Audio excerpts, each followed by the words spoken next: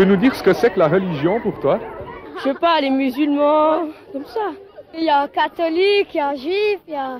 Vous voyez quoi? Pour moi, c'est des fêtes qu'on fête. Les religions, il y en a plusieurs. Il y a toutes les religions, quoi. Dans le vaste débat qui a pour sujet la religion et l'école, on ne sait pas vraiment très bien s'il faut que l'école intègre cette branche au même titre qu'un autre enseignement, et si oui, dans le primaire, le secondaire ou le lycée. Alors il y a les cantons comme Genève qui s'en tiennent à un régime de stricte séparation en invoquant par exemple cet argument. Il faut distinguer entre ce qu'on sait et ce qu'on croit. Dans une école, on parle de ce qu'on sait, et puis on peut parler aussi de ce que croient les gens, parce qu'on le sait, mais on en parle avec une certaine distance. On ne va pas dire « Jésus naît il y a plus de 2000 ans à Bethléem », alors qu'on ne sait pas du tout s'il est simplement né. La plupart des autres cantons n'ont pas adopté un point de vue aussi massif et critique. La religion a sa place à l'école, mais son impact est parfois considérablement réduit. Les parents maintenant donnent plus facilement d'autorisation à leur enfant de ne pas fréquenter ses cours. Alors on a des situations qui n'étaient pas du tout admissibles, où en dernière heure de la matinée ou de l'après-midi, il n'y avait plus que 6 élèves sur 25. À l'heure où religion s'écrit désormais au pluriel, à l'école plus encore que dans la société, le Parlement jurassien vient tout juste de soulever une question supplémentaire en votant, après un débat acharné, un nouvel article dans la loi scolaire privilégiant le christianisme.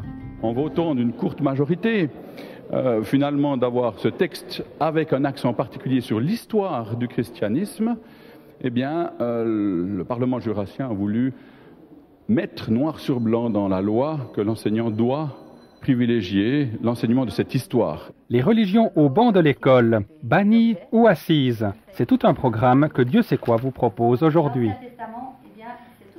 Bonjour, heureux de vous accueillir pour l'avant-dernière édition de Dieu sait quoi.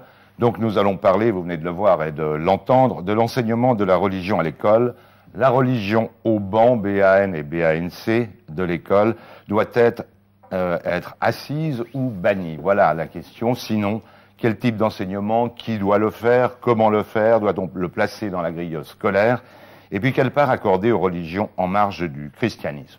Alors, autant de questions que nous allons débattre avec des invités qui, comme à l'habitude, sont de qualité. Tout d'abord, Marc-Raphaël Guège, vous êtes grand rabbin à Genève, vous êtes président de Racines et Sources. François-Xavier Amert, vous êtes professeur de pastoral et de pédagogie religieuse à la faculté de théologie de Fribourg. Vous êtes également un grand connaisseur de la question, tout comme Yves Scheller, qu'on vient de voir dans ce petit reportage. Vous êtes président de l'association suisse pour la laïcité. Vous êtes enseignant, mais bien évidemment, le débat, comme vous le présentez, ne va pas être centré sur la laïcité. Et puis, Shafik Kejabji, vous êtes professeur de théologie à la faculté de Genève. Et pour terminer cette présentation, Ahmed Benani, anthropologue, historien des religions et enseignant. C'est à vous d'ailleurs que l'on doit un peu le thème de cette émission, parce que lors d'un précédent Dieu sait quoi, quand nous allons à la fin de l'émission nous retrouver autour d'un verre, d'une collation, je lui dis, mais écoutez, pourquoi ne faites-vous pas une émission sur l'enseignement de la religion? D'ailleurs, vous-même, en tant que professeur, vous induisez auprès de vos élèves des travaux. Alors, comment est né ce genre de travail de maturité, par exemple, sur l'athéisme? Je crois qu'il est né d'une volonté politique auprès des autorités vaudoises qui, il y a une dizaine d'années, ont insisté sur la nécessité d'introduire l'enseignement du fait religieux à l'école secondaire. Peut-être, à partir d'une constatation sur laquelle nous reviendrons vraisemblablement tout à l'heure, à partir donc de la globalisation, de ce qu'on a appelé aussi la sécularisation, ou que je préfère nommer la secondarisation du religieux, on est rentré dans une forme d'inculture et d'ignorance. Alors, si l'inculture scientifique ou artistique fait partie d'une chose courante, on doit dire que la culture religieuse et même la culture de l'athéisme font partie de la culture tout court. Alors, dans ce sens-là, nous sommes mis au travail, un groupe d'enseignants, de chercheurs, pour imaginer quelques axes pour introduire ce fait religieux à l'école. Et ça s'est présenté sous une forme très concrète, je devrais dire, qui emprunte à plusieurs enseignements, c'est-à-dire une approche interdisciplinaire, dans la mesure où l'on s'est accordé à dire que tout fait religieux est en même temps un fait social, politique, économique, etc., etc. Donc on ne peut pas rentrer dans l'intelligence du monde, on ne peut pas se situer par rapport aux événements qui concernent notre monde en faisant abstraction du fait religieux et en faisant abstraction de ce qui constitue le socle de plusieurs sociétés, voire de toutes les civilisations. Je ne connais pas de société qui ait vécu sans le sacré ou sans le religieux.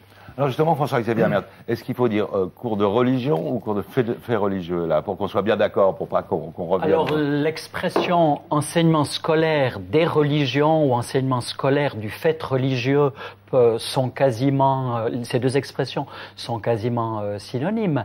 Je crois que ce qui est très très important dès le début de ce débat, c'est de, en reprenant peut-être les deux mots que vous avez employés, c'est de bien distinguer le savoir et le croire.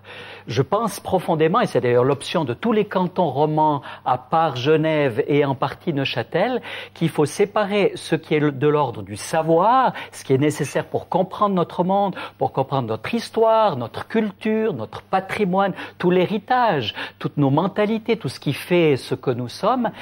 Il faut le distinguer, ce savoir, du croire. Le savoir doit, à mon avis, trouver place à l'école, alors que le croire, c'est-à-dire l'adhésion à telle et telle communauté religieuse, chrétienne ou d'une autre religion, est de l'ordre de la famille et de ces communautés religieuses. Et je pense que si la distinction est très claire entre le savoir qui se fait à l'école et le croire, l'adhésion qui se fait en famille, en communauté religieuse, ça clarifie déjà notablement le débat. Chafik Ejavji, en tant que professeur en faculté, vous avez ce même avis? Tout à fait, dans le sens, lorsqu'on parle du religieux, ça suscite toutes sortes de questions et c'est complexe. C'est pour ça, je crois que c'est très utile dès le départ, au fond, de clarifier qu'est-ce que nous entendons par expérience religieuse ou enseignement religieux. Et c'est là qu'il y a beaucoup de confusion. Lorsqu'on dit enseignement religieux, on pourrait croire que l'enseignement en tant que tel est religieux. Et c'est pour cela qu'il y a beaucoup de personnes qui ont une sensibilité laïque qui disent on ne veut plus d'enseignement religieux dans les écoles. Si c'est un enseignement sur les religions, eh bien, on saisit déjà une différence. Pour reprendre vos catégories, il y a le savoir, le croire et le savoir sur le croire.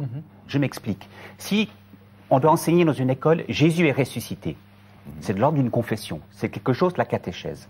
Un musulman, un athée ne pourra jamais être d'accord avec ça. Si on dit les chrétiens croient que Jésus est ressuscité, que l'on soit juif, musulman, athée ou bouddhiste, on peut reconnaître que c'est une conviction fondamentale.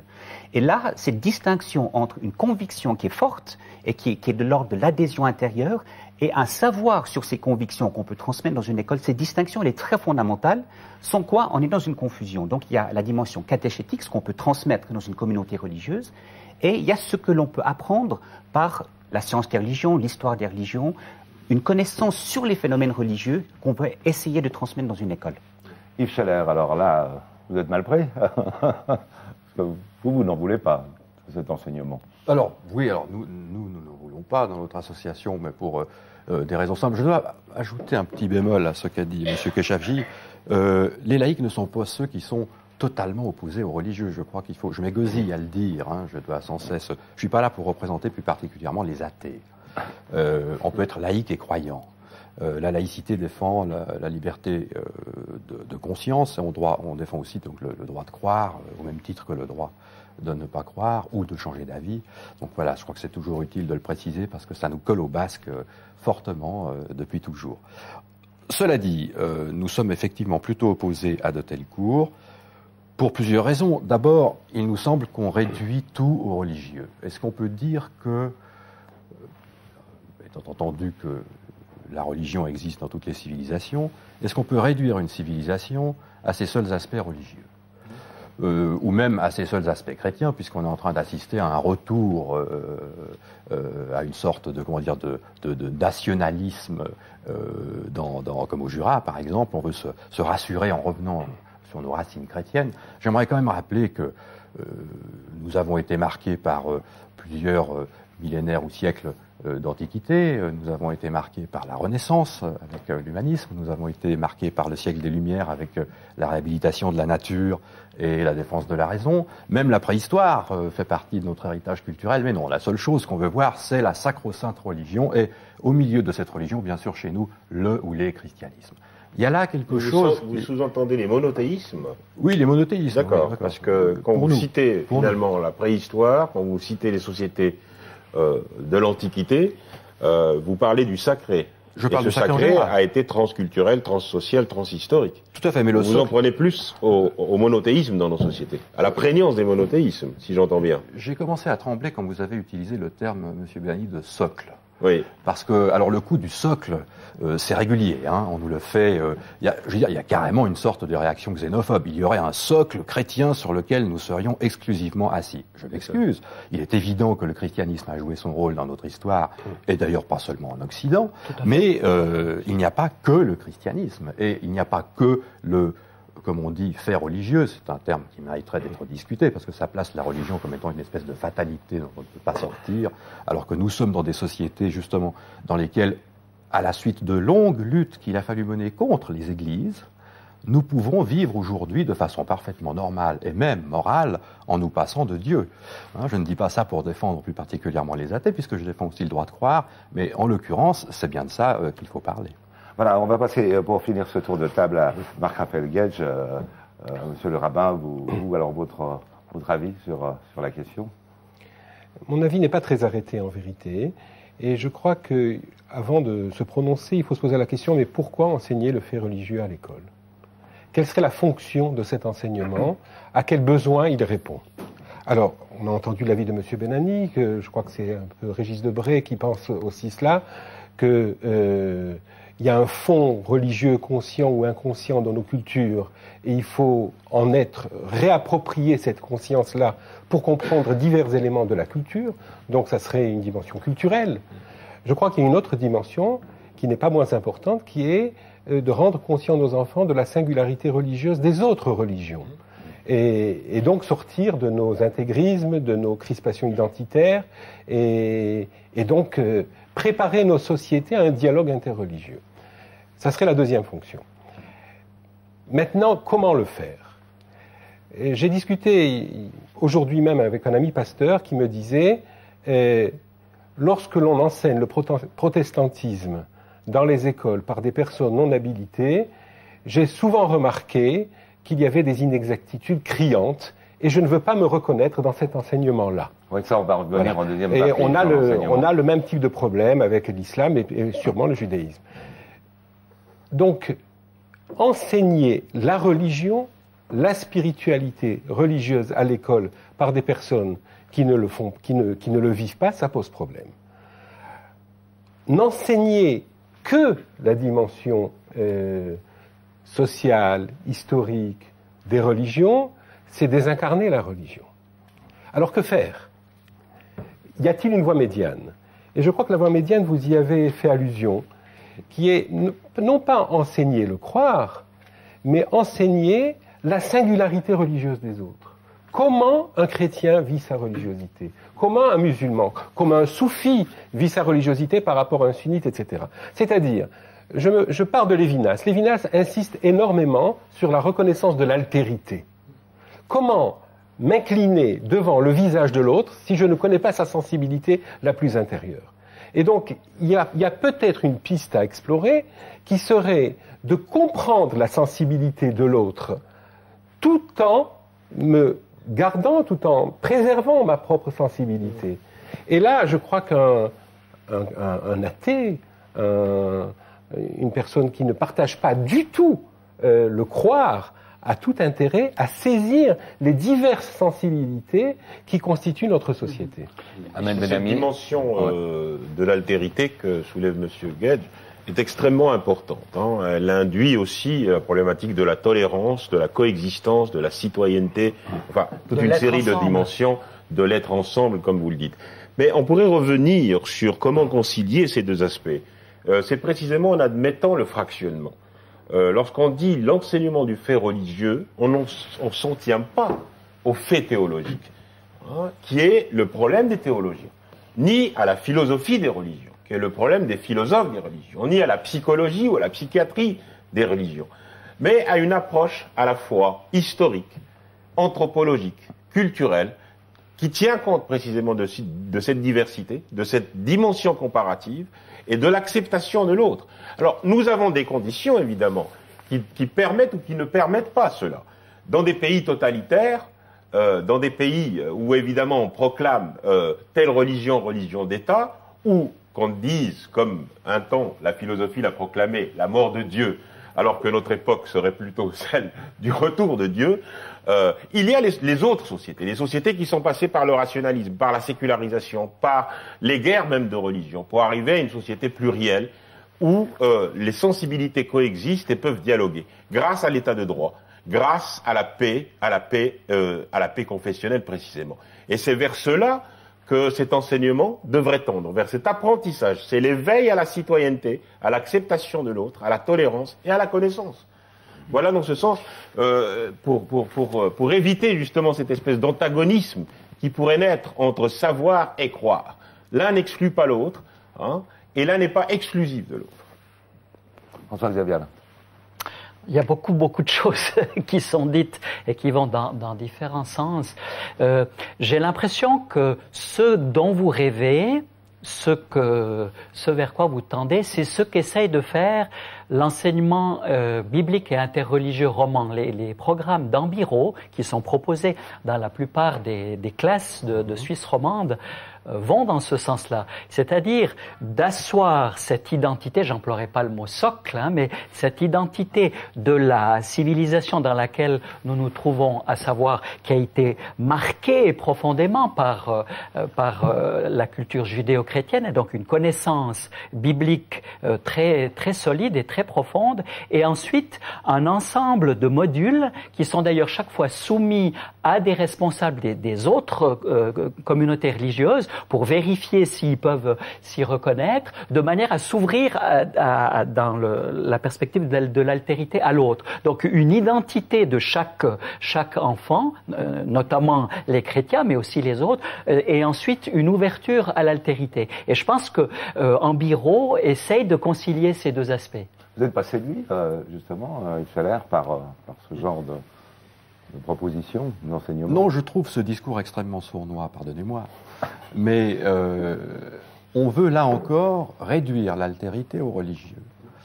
La plupart de ceux qui sont nouveaux venus dans notre pays ne sont pas systématiquement des gens qui sont hantés par la quête de sens, comme on le dit, n'est-ce pas, ou qui ont des problèmes religieux. Je peux vous assurer qu'un requérant d'asile ou un immigré de fraîche date ont d'autres soucis que celui de la religion. Je suis désolé, mais existentiel. Oui, non, c'est des problèmes tout à fait sociaux et pratiques. Existentiel. Ça existe mais aussi la religion, en dehors de la religion. C'est l'existence. Ah, je m'excuse, non, l'existence, c'est beaucoup d'autres choses. Il ne faut surtout pas opposer religion et existence. Les problèmes, toute l'histoire montre que les hommes et les femmes ont, à toutes les époques, dans n'importe quelle civilisation, une quête de sens. La quête de sens, c'est quelque chose de tout à fait fondamental. Et je pense que ça, c'est un des objectifs de cet enseignement scolaire des religions, c'est de voir comment, à travers les différentes étapes, les différentes religions, cette quête de sens a trouvé des différentes concrétisations. Y compris dans l'athéisme, d'ailleurs. Y compris dans l'athéisme, oui, y compris dans la critique de la... Tout à fait. Y compris dans les longs combats qu'il a fallu faire pour se libérer de la quête de sens des églises. Bien. On veut absolument, là encore, substantialiser la religion. Je nie pas que ça ait de l'importance, mais il n'y a pas que la religion au milieu de nos existences. Et je le répète, on peut très bien vivre, c'est Gauchet qui l'a dit en étudiant, d'ailleurs Marcel Gauchet, en considérant les religions chrétiennes comme étant des religions de la sortie de la religion. Nous sommes dans des sociétés dans lesquelles on peut vivre, mais il a fallu se battre pour ça, Ce n'est pas interdit de croire, bien entendu, parce que ça fait partie des libertés fondamentales, mais nous sommes dans des sociétés dans lesquelles on peut vivre sans se soucier de l'existence ou de l'inexistence de Dieu. Peut-être faut-il le rappeler, à côté du... L'argument de Gaucher, excusez-moi, ne tient que dans les sociétés occidentales. Il n'a pas valeur, il n'a pas portée universelle. D'accord. Et dans ce sens-là, je préférais la démarche... Il parlait des religions chrétiennes. Mais, absolument. Mais Gaucher, quand il parle de la sortie des religions, c'est parce qu'on est passé par, justement, cette phase de la transition démocratique, où on a satisfait un certain nombre de besoins, qu'on décrète que le religieux n'est plus nécessaire pour précisément servir de norme à nos conduites sociales, économiques et Je vous signale quand même que quantité de gens qui vivent dans des pays de tradition musulmane sont athées ou communistes. Donc ça existe, même s'il n'y a pas eu de transition démocratique. Bon, Yves Seller, on va passer quand même la parole justement Shafik Keshavji, vous voulez intervenir là pour... Un petit peu dans le sens de M. Scheller, sans être d'accord avec lui.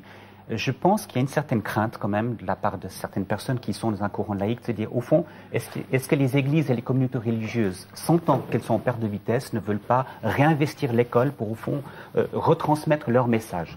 Et là, il y a une crainte qui est tout à fait légitime, en disant si c'est ça, eh bien non, je pense qu'il faut parler franchement. Et là, je crois qu'il y a une critique qui est saine. Il y a ce qu'on fait dans une communauté religieuse, et il y a ce qu'on fait dans une école, et il y a une visée qui est différente. Donc, je crois que quand vous dites, monsieur, c'est que, attention, il n'y a pas que le religieux, le socle n'est pas uniquement religieux, il y a l'humanisme, il y a l'athéisme. Personne, je pense qu'autour de cette table ne le nie. Les racines en Occident sont judéo-chrétiennes, elles sont gréco-romaines, il y a des sources humanistes, rationalistes, critiques, il y a une pluralité islamo-arabe aussi, il y a toute une série de racines qui sont là. Je crois que la seule question qui est fondamentale, c'est d'abord le contenu. Parler du religieux, ça ne veut pas dire qu'on va exclure l'athéisme ou l'humanisme. Dans le canton de Neuchâtel, on parle des cultures religieuses et humanistes. Et je pense que dans le contenu, on doit pouvoir faire de la place aussi à cet apprentissage de la liberté pour laquelle vous vous battez, et à juste titre, et je tiens aussi, je n'aimerais pas qu'il y ait un retour du religieux dans les écoles et qu'il y ait un enseignement qui serait un enseignement qui va enlever cette liberté et cette recherche de type scientifique, cette recherche d'un vrai pluralisme. Donc je pense que c'est fondamental, et vous avez raison, et avec vous, je peux faire un bout de chemin, dire attention, on ne doit pas réinvestir en réintroduisant de façon subreptice le religieux. Et j'aimerais juste, pour clarifier un peu, je trouve qu'il y a une réflexion de Paul Ricoeur qui est très intéressante. Il dit il y a deux sortes de laïcité. Il y a une laïcité qui est une sorte de laïcité d'exclusion. C'est-à-dire on exclut des questions religieuses. Il y a une laïcité de type d'abstention, et c'est le rôle de l'État. L'État doit avoir une certaine abstention. Ne pas orienter une communauté par rapport à une autre en disant voilà, on va privilégier. Mais, dit-il, dans la société civile, il y a une laïcité de confrontation. C'est-à-dire qu'on doit apprendre à vivre avec des points de vue différents. Il y a des croyants, il y a des non-croyants, il y a des juifs, des musulmans, toutes sortes de juifs, toutes sortes de musulmans, toutes sortes de visions du monde. Et la société civile doit favoriser le débat public, donc ce qu'il appelle une laïcité de confrontation. Et dit Ricoeur, et je crois que c'est très intéressant, au fond, l'école est prise entre deux. Il y a cette laïcité d'abstention qu'elle doit protéger, c'est-à-dire qu'il n'y ait pas un retour du religieux qui prédomine, mais en même temps, toutes les questions qui sont là dans une société doivent aussi trouver un lieu de débat pour apprendre à vivre ensemble. Et c'est la raison pour laquelle il y a une tension qui est légitime, et je crois qu'il faut tenir compte des diversités des cantons. Genève, ce n'est pas toute la Suisse romande et ce n'est pas toute l'Europe, donc il y a des diversités, il y a des évolutions. Le Valais qui est venu, qui a un arrière-fond très catholique, le canton de Vaud qui a un partage plus en protestant et catholique et une pluralité religieuse, Genève qui a une autre histoire. On doit chaque fois vivre justement, alors on va aborder justement la question diversité. de l'enseignement tout en revenant bien sûr à vos positions. Je vous propose de regarder le second reportage. Qui doit donc enseigner la religion et qu'enseigner justement? Parmi les questions sensibles qui reviennent fréquemment, qui doit assumer l'enseignement de la religion? Autrement dit, peut-on vraiment parler d'une religion qu'on ne pratique pas? Mais dès lors, comme on ne peut pas pratiquer toutes les religions en même temps, ne risque-t-on pas d'être tendancieux? On n'a pas peur, on demande juste qu'il y ait une démarche logique, parce que là on baigne en plein équivoque. On ne peut pas demander à un catholique diplômé de l'Église de parler de Mohamed comme s'il parlait de Jésus. Je trouve ça un petit peu illogique. Donc pour qu'il n'y ait pas de suspicion, pour que ce contrat soit honoré, il faut que les parents soient tranquilles quand ils sont chez eux, en ayant la certitude que leurs enfants suivent un enseignement laïque et qui ne soit pas orienté. Mais au-delà de ce soupçon, Comment susciter l'intérêt de l'élève? Nombre de parents ont parfois le sentiment que l'enseignement religieux a beaucoup de mal à empoigner vraiment la matière religieuse. Alors pendant les cours d'histoire biblique, vous faites quoi en fait? Ben, on écrit, puis on fait des mots croisés, puis voilà. Et c'est bien? Bof. Rendre cette matière captivante n'est pas le moindre des défis.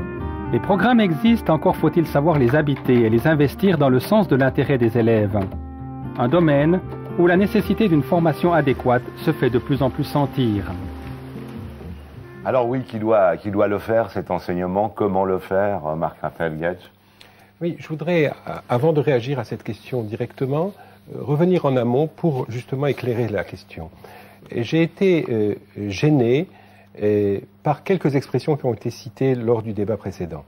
Si on enseigne la religion à l'école pour asseoir l'identité des enfants, à mon avis, ça n'est pas le lieu. Le lieu, c'est les catéchèses, c'est le centre islamique pour les musulmans, le Talmud Torah pour les juifs, etc. Les familles aussi. Les familles. Oui, voilà, donc il ne s'agit pas d'asseoir nos identités. Nos identités doivent être formées ailleurs. L'école n'est pas là pour cela. Ça, c'est un point. Le deuxième point, et c'est la critique de la quête de sens que vous formuliez vous-même. Je crois que toutes les sociétés sont traversées par une quête de sens. À la quête de sens, il peut y avoir des réponses religieuses, il peut y avoir des réponses humanistes, des réponses philosophiques, mais cette quête de sens, justement, est le lieu de la confrontation. Et là, je suis tout à fait d'accord avec M. Keshachvi quand il dit qu'il y a cette laïcité de confrontation devrait trouver sa place à l'école. Et je ne m'arrête pas à ce que vous préconisez quand vous préconisez simplement la dimension anthropologique, sociologique, historique de la spiritualité religieuse. Je crois qu'il y a vraiment une spiritualité. Non, pour accéder à cela, pour accéder à l'intelligence du monde. Oui, mais ça n'est pas le seul moyen, et je pense qu'il y a aussi une dimension mystique, une dimension intérieure, mais il y a une différence, comme vous le disiez tout à l'heure, de dire Jésus il y a eu la résurrection de Jésus, ou de dire les catholiques, les chrétiens croient à la résurrection de Jésus, et voilà ce que ça veut dire spirituellement, philosophiquement pour eux. Donc, un autre point. Je crois que l'enseignement des différentes spiritualités, je préfère le mot spiritualité d'ailleurs, dans les écoles est important parce que il s'agirait aussi d'apprendre à conjuguer les valeurs de différentes façons. Il y a les valeurs humanistes, il y a des valeurs spirituelles, il y a la dimension transcendante dans les valeurs, il y a des dimensions de sagesse. Moi-même, au niveau de la Fondation Racines et Sources, que je préside ici à Genève, j'enseigne la sagesse, la dimension universelle de la sagesse juive. Et je dis toujours aux gens qui assistent à mes cours, je ne donne pas des cours de judaïsme. Si vous voulez apprendre le judaïsme, allez ailleurs. Mais il y a une dimension universelle, il y a une sagesse, que chacun garde sa religion, mais partageons nos sagesses. Or, imaginons que dans les écoles, il y ait des cours sur la sagesse juive, la sagesse chrétienne, la sagesse musulmane, la sagesse bouddhiste, la sagesse humaniste. Et là, il y aurait une ouverture du débat, et il ne s'agirait pas d'asseoir nos identités réciproques. Et tous les débats qui ont lieu, et justement, je reviens au débat maintenant que vous posez, tous les débats, qui va enseigner? Alors, s'il s'agit d'asseoir nos identités, alors il faut que ce soit un prêtre, un curé, un pasteur, un imam, un rabbin, qui viennent enseigner.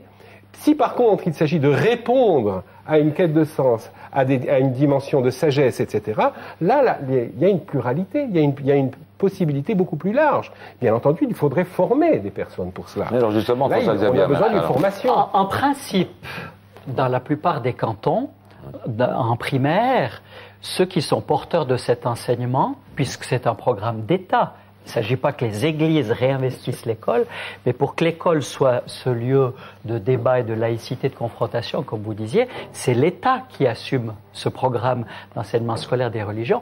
En principe, c'est le titulaire de la classe qui donne ce cours. Il peut être catholique, il peut être protestant, il peut être d'une autre confession ou d'une autre religion. S'il est athée, s'il n'a pas goûté à la religion. Alors, s'il est athée, il a la possibilité de se faire remplacer, comme pour d'autres branches, par un collègue. Et puis, il y a dans certains cantons la possibilité... Je serai en désaccord avec ça. Alors là, on est en rupture totale. C'est ce qui se passe. Et avec vous, et en partie avec M. Guetsch. C'est un état de fait. Donc, les programmes sont portés par par l'État.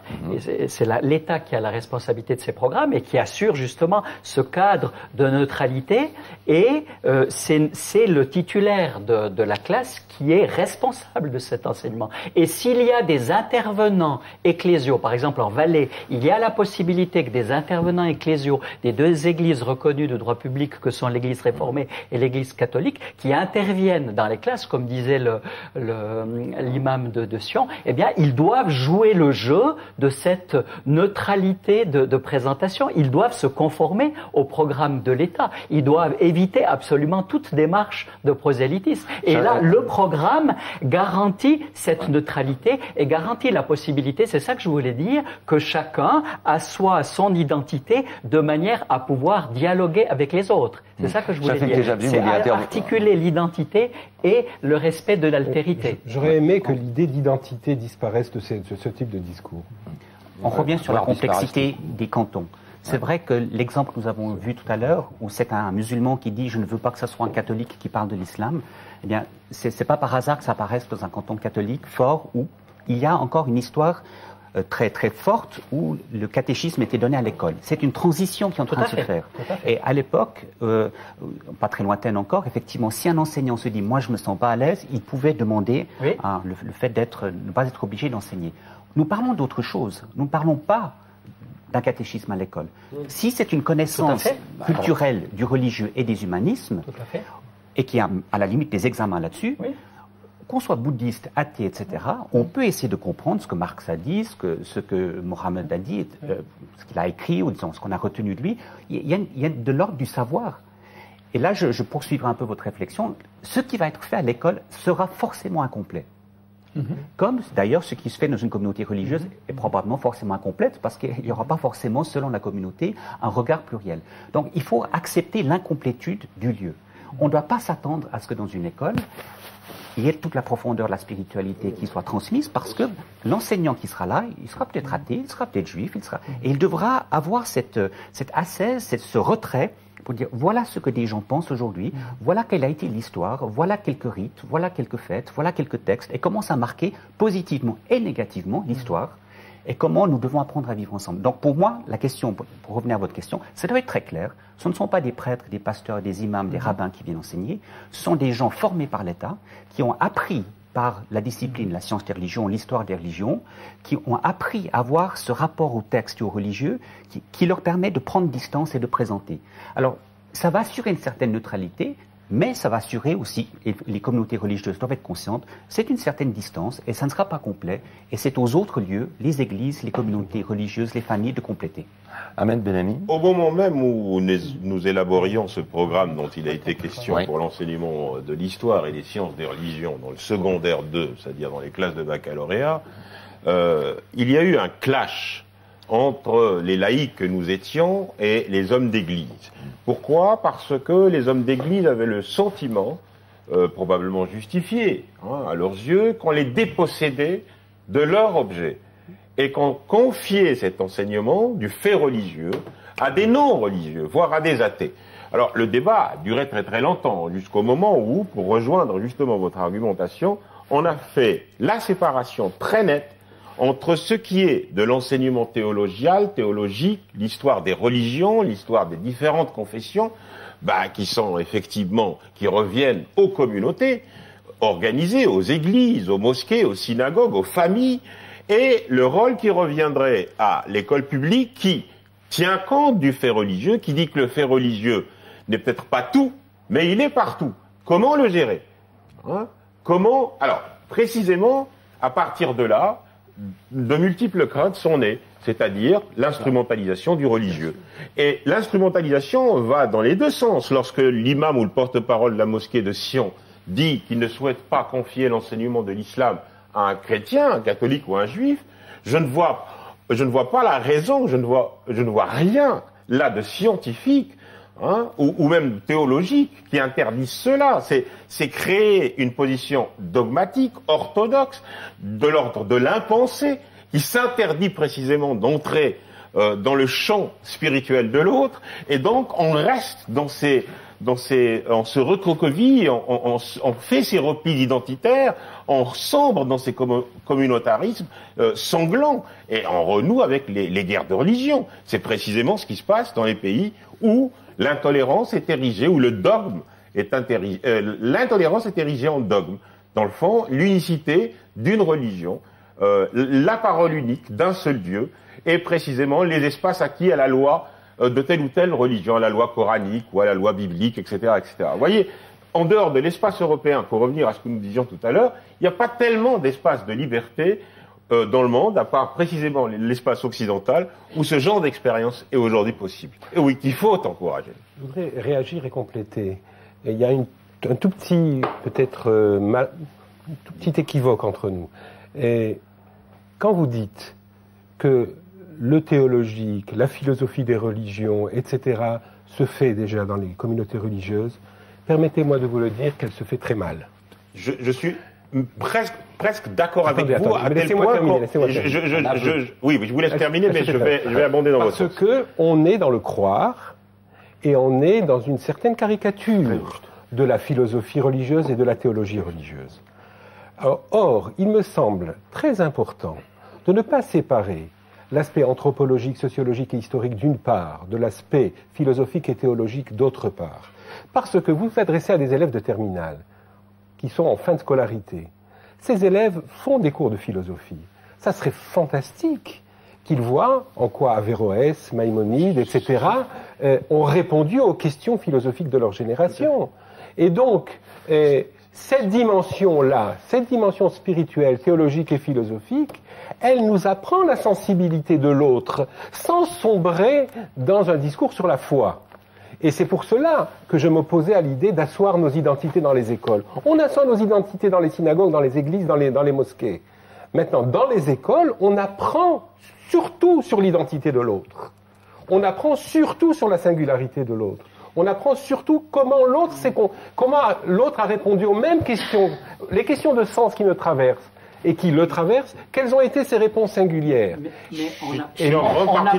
On apprend à l'école déjà sa propre identité, parce que la transmission des connaissances nécessaires pour se situer dans le monde et par rapport à sa propre tradition doit aussi se faire à l'école. Ça fait partie des connaissances indispensables pour pouvoir comprendre. Alors, les églises font c'est un discours qui continue de respecter la complémentarité, puisque l'enseignement à l'école n'est pas complet. La complémentarité entre ce que donne l'école, c'est-à-dire un certain nombre de connaissances, y compris pour l'identité judéo-chrétienne qui a façonné en partie, pas totalement, mais en partie notre société, et de connaître ainsi l'identité des autres. Mais on ne peut pas connaître l'identité des autres si on ne connaît pas sa propre identité. Alors la complémentarité avec le chemin de foi et l'adhésion personnelle, à ce moment-là, c'est de l'ordre du croire qui se fait dans les familles, dans les paroisses et dans les communautés. Et c'est seulement s'il y a cette complémentarité que ça peut se faire. C'est ça que j'entends par connaissance. Si on regarde en Biro, les 3/4 du programme, c'est la connaissance de la trame biblique qui a marqué l'art, qui a marqué l'architecture, qui a marqué le droit, qui a marqué nos institutions, toute notre civilisation. Yves Chalère. Alors, on l'apprend comme un fait de culture. Si c'est comme un fait de culture, oui. Mais si c'est pour ça forme notre identité. Oui, alors il faudra redéfinir le mot identité. Je ne parle pas d'identitarisme, mon identité de personne. Attendez, monsieur Bellani, laissons parler Yves Chalère. C'est que le terme... spectateur entend. Je voulais faire état d'une convergence avec le rabbin Guedj.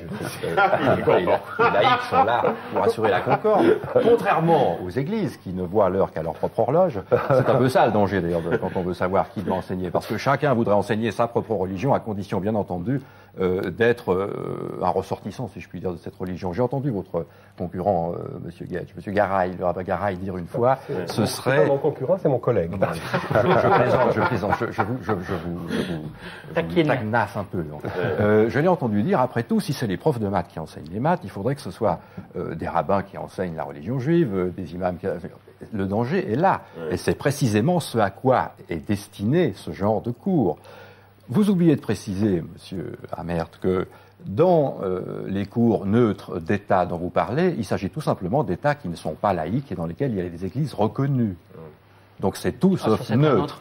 En biro, qui est l'enseignement biblique, et interreligieux, et interreligieux, oui, on joue sur les mots. Ah non, pas du tout. Pas du tout. Il y a la présentation de l'islam, du bouddhisme, c'est une forme des autres religions. modernisée de catéchisme. Pas du tout. Alors qu'il y ait ça dans les cantons non laïques, pas de problème. Pas du tout. C'est le droit en vertu du principe de subsidiarité. Ce sont les différents cantons qui règlent leurs relations avec les églises.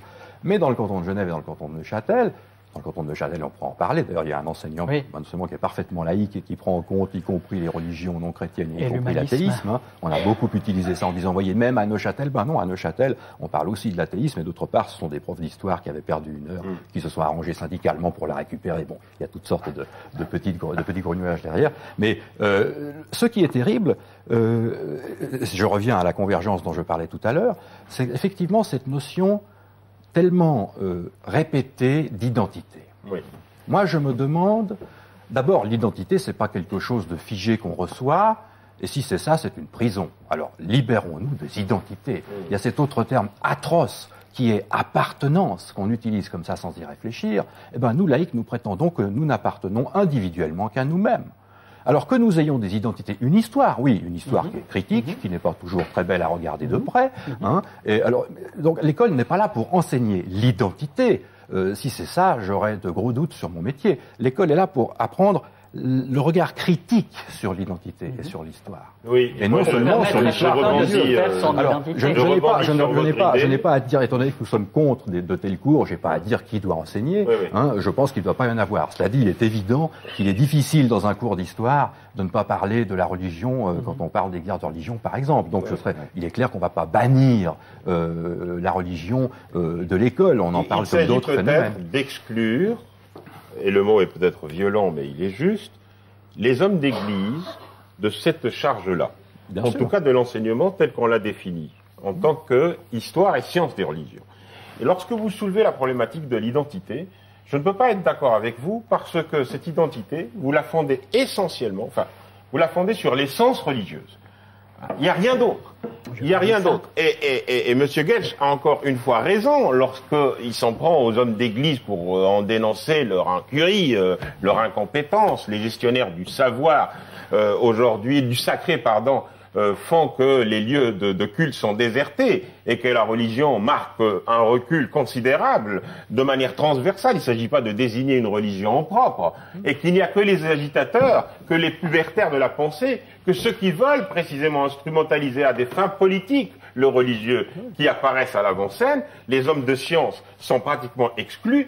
Eh bien, précisément, le rôle de cet enseignement que nous préconisons et de susciter ce type de vocation. Et j'aimerais quand même retourner à la problématique de l'enseignement supérieur et dire que je suis étonné que dans un canton laïque comme celui de Genève, la faculté de théologie s'appelle encore faculté de théologie protestante. C'est une tolérance. Ah, d'accord, mais enfin, on devrait quand même réfléchir à cela et dire que dans une faculté de théologie, on devrait pouvoir avoir accès à l'ensemble des traditions religieuses et former aussi bien des imams que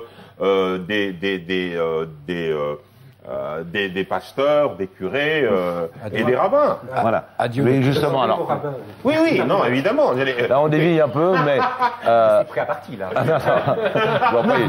Alors, on va peut-être aborder la troisième et dernière partie de ce débat, c'est quelles sont les propositions, justement, des églises pour l'enseignement.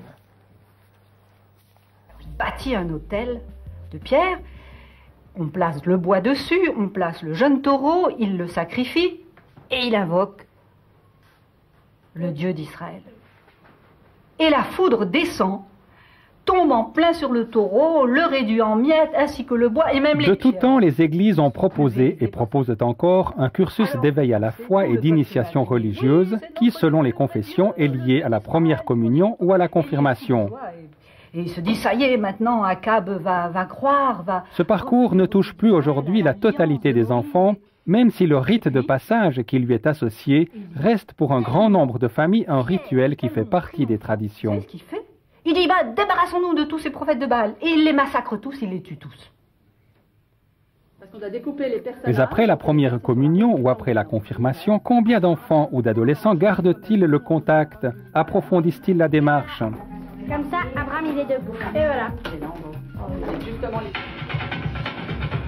Les églises ont mis en place, parfois avec un certain succès, des lieux où les jeunes peuvent continuer de vivre leur quête spirituelle et existentielle, comme ici à Genève à travers la GEG. Dans ces moments, tu te souviendras que ton vieux père disait, elles sont toutes belles, belles, belles comme le jour. Belles, belles, belles comme l'amour. D'avoir découvert la foi, ça m'apporte de pouvoir partager ma foi avec des autres jeunes. Ça m'apporte, quand je vais pas bien, je peux me raccrocher à quelque chose parce que ça j'ai vraiment besoin, vu que très souvent je vais pas bien en fait à cause de différentes choses, mais là au moins je peux me raccrocher à quelque chose, me dire il y a quelqu'un qui veille sur moi et je peux lui dire tout ce qui va pas et il va me consoler. Après tout, les jeunes sont peut-être beaucoup plus intéressés qu'on ne le pense en général. Je crois que nous pouvons jouer un rôle important comme Église, avoir à la fois une exigence intellectuelle et permettre à la personne de se développer dans tout ce qu'elle est, dans tout son être. Du côté des autres religions, l'enseignement religieux fait partie intégrante du développement de la personne. Dispensés essentiellement dans le contexte familial pour le judaïsme, les cours de religion ont un essor plus important du côté musulman, directement associés aux activités de la mosquée. Des cours qui sont largement suivis car pour beaucoup de parents, ils revêtent une dimension identitaire qu'on ne veut pas perdre en s'établissant en Suisse. Alors on a envie presque de dire, que faites-vous, gens d'église, pour convaincre les jeunes à venir à ces cours? On a envie. Est-ce que vous êtes assez attractif? Alors, j'aimerais juste rebondir sur ce sujet pour montrer que l'enseignement scolaire des religions n'est pas une catéchèse déguisée. La preuve, c'est que justement, il y a toutes ces offres qui sont faites par les communautés religieuses, protestantes, catholiques et les autres religions, qui sont complémentaires de ce qui se fait à l'école. Et donc, l'adhésion personnelle et communautaire se fait dans ce contexte-là. Alors, un grand avantage dans cette transition dont vous parliez tout à l'heure, qui se passe dans le canton du Jura, dans le canton de Fribourg, dans le canton du Valais, qui était effectivement traditionnellement marqué par le catholicisme, eh bien, l'avantage, c'est que ceux qui participent aux offres des paroisses, qui reçoivent les sacrements, ne le font plus selon un système automatique, parce qu'ils étaient à tel degré scolaire, ils allaient tous recevoir la première communion à la confirmation, mais ceux qui le font par choix, en dialogue avec leurs parents, par une initiative personnelle dont on espère toujours qu'elle se poursuive et qu'elle porte du fruit et qu'elle dure. Mais le grand changement, et je trouve que c'est vraiment un plus par rapport au système antérieur, c'est que les jeunes qui font les démarches sacramentelles, les démarches de foi, sont vraiment convaincus et le font totalement librement. Dans votre église. Alors je voudrais réagir à ce qui vient d'être dit dans le reportage. Il a été dit que dans le judaïsme, c'est essentiellement dans les familles. Non, ça n'est pas vrai. Il y a bien entendu des cours de formation religieuse dans les communautés. Ça s'appelle le Talmud Torah, l'enseignement de la Torah. Oui, mais l'importance de la famille, comme pour un catholique... C'est évident, c'est évident. Je ne remets pas en question la famille est centrale. Mais il y a aussi des cours, bien entendu, organisés par les communautés. Mais ces cours, en général, s'arrêtent à l'âge de la bar mitzvah, c'est-à-dire à l'âge de 13 ans. Et c'est pour ça que je disais qu'à l'âge jusqu'à 13 ans, on ne peut pas enseigner la théologie. Et donc, l'école peut ensuite suppléer à ce manque en donnant cette dimension culturelle et philosophique de la religion à travers un vaste faisceau et à travers une confrontation intellectuelle entre les sensibilités et les spiritualités religieuses. Mais donc ça serait fini de ces cours comme nous avions quand vous êtes enfant de catéchisme ou de dames catéchistes où on ne sait pas quelle formation elles ont reçue, ou ces cours on était presque obligé d'y aller parce qu'il fallait. Il fallait sauver l'âme. Non, mais moi je distinguerais quand même les formations en termes de cycle. Vous venez de signaler la bar mitzvah, donc à la sortie de l'adolescence d'enfant, 13 ans. L'islam fait obligation aux parents de donner les rudiments à partir de 7 ans. Dans la chrétienté, il y a la communion et il y a l'initiation d'enfant après le baptême. Mais il faut quand même avoir un certain nombre de conditions pour maîtriser l'outillage conceptuel, intellectuel, permettant d'intégrer les autres dimensions qui sont justement fondamentales et qui expliquent l'intelligence ou l'inintelligence des sociétés dans lesquelles nous vivons. Et cet apprentissage qui va grosso modo de 18 à 25 ans, pour donner un cycle qui prend en compte, si vous voulez, la fin du secondaire et le supérieur, c'est à ce cycle-là qu'il faut prêter la plus grande attention et réfléchir. Et aujourd'hui, dans des sociétés modernes comme la nôtre, nous vivons encore sur des replis identitaires, sur des phobies, sur des peurs, sur des espèces de neutralité. On a peur d'introduire ce type d'enseignement. Non, même pour les... Écoutez, vous dites laïque et athée, je le suis également. Je ne suis pas athée. Bon, moi je le suis et je le proclame. Je déplore que précisément, même l'outillage pour comprendre l'athéisme n'est pas fourni. Donc on est athée par paresse, on est athée par méconnaissance. Et on est dans l'irreligion ou dans la non-religion par ignorance également. Dans la religion aussi, notez bien. Absolument, absolument. Donc, sans entrer dans les débats très compliqués qui vont nous amener à parler de l'ultramonde, etc., de sauver l'âme, donc il faut faire entrer les gens en religion, comme dirait le pape d'aujourd'hui, il n'y a de salut que dans l'Église catholique, parce que il faut quand même le citer. C'est une déclaration qui n'a pas manqué de vous frapper, j'espère.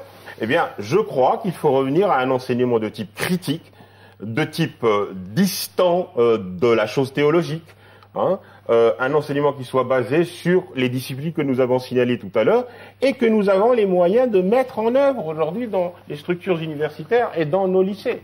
Shafik Keshavji, vous adhérez? Oui, je pense que c'est un peu dangereux au fond de poser cette troisième question suite à ce que nous venons de débattre.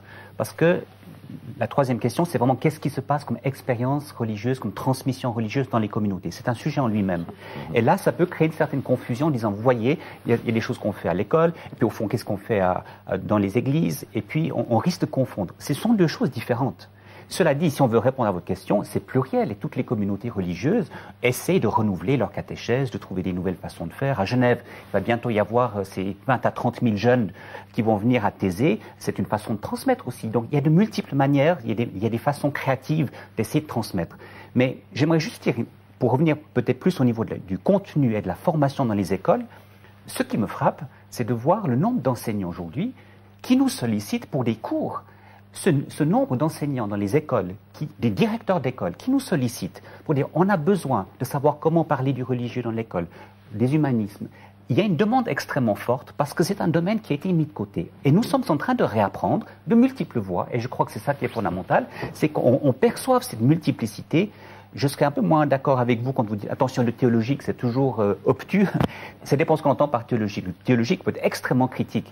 Donc au niveau universitaire, je pense qu'il y a un travail théologique qui est extrêmement critique. Mais il me semble que c'est important, c'est de voir qu'il y a une demande très forte de la part d'enseignants. Vous ne croyez pas que aidez-nous. C'est un effet de mode en ce moment. On a besoin. Là, il y a une jeunesse qui va à Thésée, il y en a une autre qui va marcher, il y a des pèlerinages. Non, c'est pas un effet de mode parce que c'est une nécessité du fait du monde tel qu'il est. Pour comprendre le monde tel qu'il est, il faut avoir ces outils. Et les maîtres qui sont confrontés à des classes multiples, pour faire de ces classes vraiment un laboratoire de débat, ont besoin d'avoir un certain nombre de points de repère. Je constate les mêmes demandes à la faculté de Fribourg. Il y a vraiment une soif, pas par effet de mode, mais par réalisme, pour comprendre la complexité, les nuances et tous les enjeux et tous les défis de notre monde. Vous voyez, Chalère. J'aimerais parler de mon église à moi.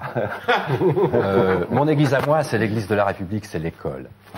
Donc, dans l'école, il est absolument évident qu'en tant que laïcs, nous allons non seulement travailler pour que les cantons qui ne bénéficient pas encore de cette laïcité en jouissent une fois, ce qui supposera effectivement que les cours spécifiquement dédiés aux religions disparaîtraient, et notamment que disparaîtrait l'impôt inique que l'on fait payer, y compris aux athées, pour les communautés religieuses, ce qui est totalement antidémocratique, mais c'est un autre sujet. Et ce que j'aimerais dire, c'est que la laïcité n'est pas là pour réaffirmer l'importance de nos sacro-saintes différences. La laïcité est là pour... Et c'est peut-être ça, nos vraies racines, c'est celle qu'on a choisie. C'est ça, notre vraie identité. L'identité, si elle est quelque chose, elle est une construction. Nous sommes citoyens. Keshavji, Amherd, Benani, Zenetta, Gage, Scheller, nous sommes en Suisse romande, nous portons des noms qui viennent de partout. Je pense que nous sommes d'excellents citoyens. Bien, c'est ça qui fait nos vraies racines. C'est la volonté de vivre ensemble qui est formée à partir d'un choix politique et juridique, dans lequel la religion joue un rôle variable, mais à mon avis guère important. Ah, même ce qui n'empêche pas qu'elle peut jouer un rôle important. Oui, je vois le rabbin rire, je l'adore.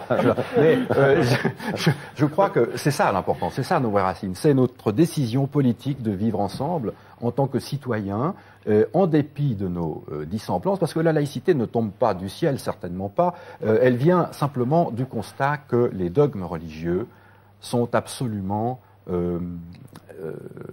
invincible. Jamais il n'y aura de véritable œcuménisme, jamais il n'y aura de point oméga à la Teilhard de Chardin.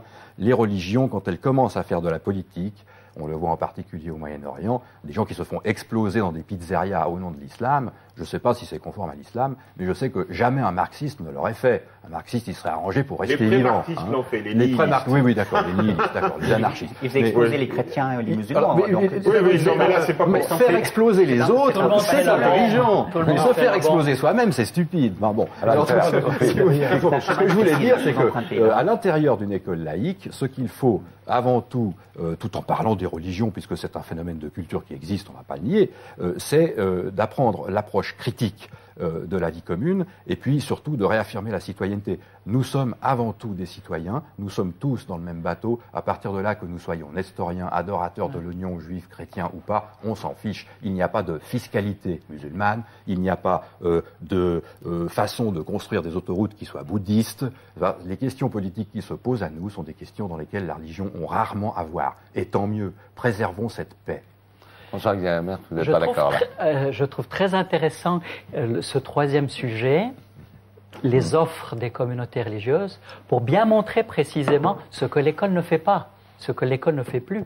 Et je trouve la construction de l'émission à cet égard très intelligente, à savoir, à l'école, précisément pour favoriser ce que vous venez de dire, pour favoriser l'être ensemble, le fait de connaître les racines de manière critique, de se les réapproprier et d'avoir ainsi une identité et de s'ouvrir à l'identité de l'autre est un élément fondamental pour la République et c'est un enjeu fondamental de société dans notre monde. Et enlever cet enseignement de l'école, ça serait aller contre l'esprit que vous défendez. Je crois qu'au contraire, c'est un élément essentiel pour pouvoir se connaître et connaître les autres. Et ensuite, ce que font les communautés religieuses, eh bien, c'est de permettre à chacun, avec des pédagogies renouvelées, on essaye, les dames catéchistes sont de mieux en mieux formées et les pédagogies sont de plus en plus créatives, eh bien, les communautés religieuses amènent les gens à une adhésion personnelle. Et la complémentarité des deux, dans l'émission et dans la réalité, est très parlante. Dites une réaction. Il y a une volonté délibérée d'introduire la confusion. Parce que moi, je pense que le marché du religieux ou le marché de la chose religieuse est très florissant. Et ce dont nous discutons aujourd'hui, c'est ce que nous devons faire, ce que nous pouvons faire en tant qu'enseignement du fait religieux dans les différentes structures. Il y a une séparation à faire entre ce qui se passe dans la société, où tout le monde bricole, où le religieux participe d'un bricolage universel aujourd'hui. Et les discours se croisent et se ressemblent et se superposent. Moi, je ne fais pas de distinction entre George Bush, dans le domaine du discours religieux, et un wahhabite de l'Arabie Saoudite. Il y a une superposition absolue. Alors, il ne s'agit pas de cela. C'est pas cela que nous souhaitons introduire à l'école. C'est autre chose. Monsieur Bellani, dépêchez-vous, parce qu'on va devoir conclure. Bien voilà, moi, je voulais juste faire cette distinction entre le marché du religieux, où chacun bricole sa solution en fonction de son identité, de ce qu'il croit être son histoire, et une approche plus universelle, plus généreuse, plus humaniste, qui tienne en compte de l'importance de l'homme et de son universalité. Donc il faut continuer. Marc Raphaël Gage, vous allez conclure, parce qu'il nous reste 1 minute. Je voudrais opposer les deux discours. D'une part, j'entends un discours qui dit l'homme est essentiellement un citoyen dans la dimension juridique, dans la dimension économique, etc. De l'autre côté, j'entends l'identité spirituelle qui fonde l'humain, etc., etc. Et je me dis qu'il doit y avoir une voie médiane. Je donne des cours de pensée et de sagesse et de spiritualité où des athées viennent de façon très régulière, parce que ça féconde un peu leur sens des valeurs.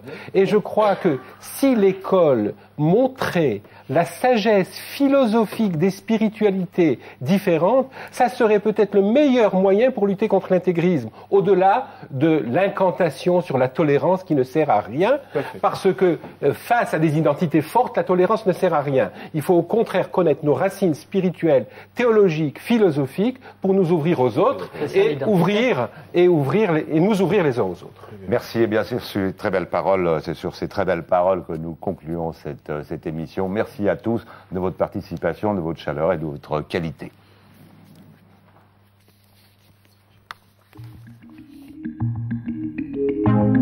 Thank you.